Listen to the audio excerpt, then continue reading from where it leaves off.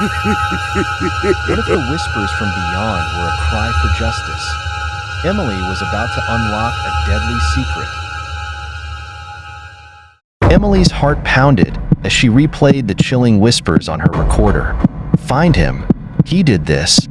She knew she had to dig deeper. Who was he, and what had he done to Sarah?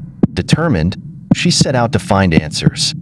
Emily stood in the center of room 104, her eyes scanning every corner.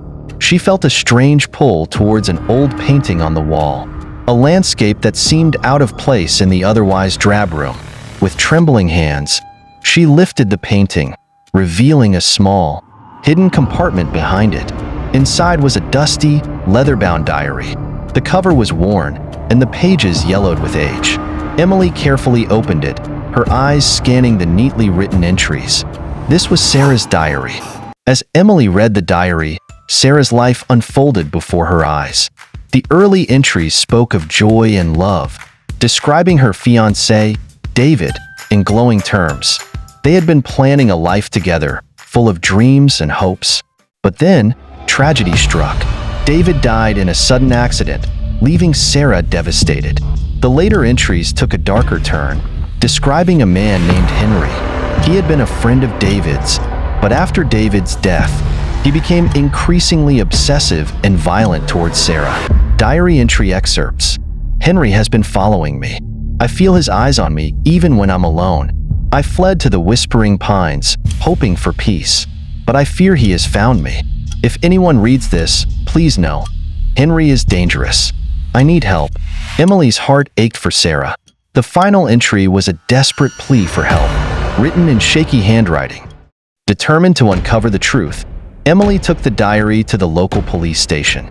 She met with Detective Harris, a seasoned officer with a skeptical expression. "Detective, I believe this diary can help solve an old case," Emily said, handing him the diary. Detective Harris raised an eyebrow but took the diary, skimming through the entries. His expression shifted from skepticism to concern. "This is serious. If what Sarah wrote is true, we need to find out more about this Henry," he said. Emily and Detective Harris began digging into old records, trying to trace Henry's whereabouts. They discovered that Henry had been questioned, but never charged after Sarah's death. He had vanished shortly afterward, leaving behind a trail of unanswered questions. As they delved deeper, they uncovered a pattern of obsessive behavior in Henry's past. With restraining orders filed by several women, it became clear that Henry was dangerous and had likely been stalking Sarah when she fled to the hotel. With the evidence mounting, Detective Harris reopened the case.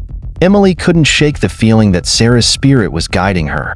One night, back in room 104, the whispers returned. "Sarah, if you're here, I want to help you," Emily said aloud, hoping for a response.